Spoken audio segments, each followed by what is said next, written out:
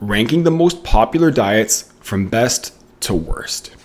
What's up, guys? Sean here from Fit Fusion Brotherhood, and in today's video, I'm taking some of the most popular diets out there and I'm going to put them in tier lists. So we're going to rank them from best to worst, give you the pros and cons, letting you know which ones you might want to try and which ones to stay away from. So the top tier we have here is the S tier. The S tier means something is effective and it's sustainable. The next tier is the A tier. It means it's effective, potentially sustainable, but may or may not make your life a little bit more difficult.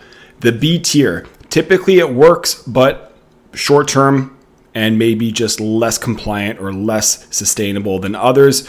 The C tier means it's overrated hype, you can avoid it. And then the F tier just means you want to avoid at all costs. So I'm taking into consideration three things here. Number one, does it work? Number two, how sustainable is it? And number three, is it easy to implement? So let's get started. Okay, so the first one on the list is the keto diet. You've probably heard of it before. Super low carb. Does it work? Yes, it's actually incredibly effective. The keto diet is notorious for producing really good fat loss results for most people. The problem with the keto diet is it is notoriously unsustainable. So the compliance rate is super low. Most people who start the keto diet are off of it within weeks, maybe months, but at the end of the day, the chances of them being able to maintain it is very low, which is why we're going to put it into the C tier. Next up, we have the carnivore diet, which is pretty much the keto diet on steroids, probably literally for a lot of guys. So the carnivore diet really emphasizes animal-based products, so a lot of meat, a lot of butter, a lot of eggs, really fatty and high protein rich diet, and super low on the carb. I actually tried the carnivore diet myself. I did a video on it, so you can check that out if you want to see my experience. I did feel better than I thought I would, but I still have major concerns about the average person doing the carnivore diet. Can it work? Sure, maybe. I also think there might be some potential health concerns that a lot of people need to be aware of down the road. I don't think it's very simple to follow. I don't think it's very sustainable. So for that reason, we're going to put it on the very low F tier. Now it's time for the paleo diet. So the paleo diet, the whole premise here is eating like our ancestors did way back in the day. So no processed foods, anything that we could have lived off the land in prehistoric times. So the concept here I really like.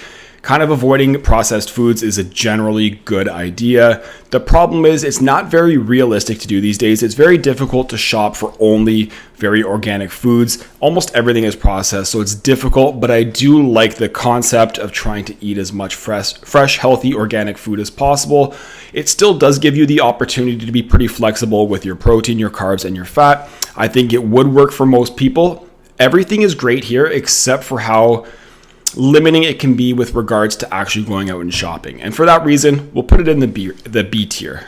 Intermittent fasting coming up. I'm biased here. I do fasting personally myself every day, so I really like it. Now, I know it's not for everyone, but there are quite a few redeeming qualities when it comes to intermittent fasting. Number one, it's very simple and easy to follow. There's nothing that's restrictive. It's not telling you foods that you can't eat.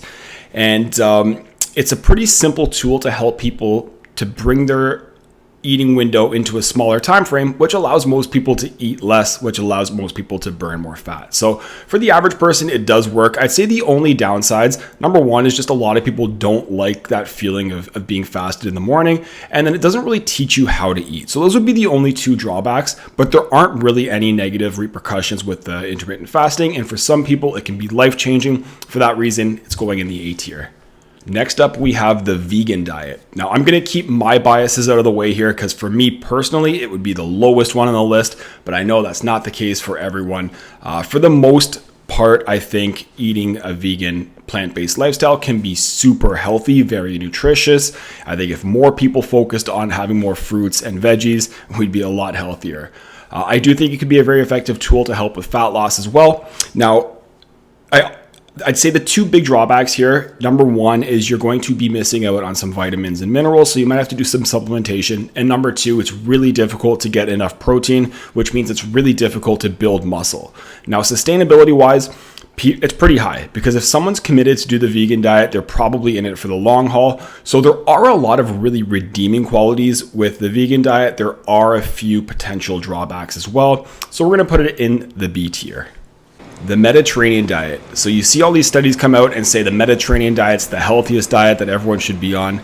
And talking about meat, we're talking about whole grains, some fish, some olive oil.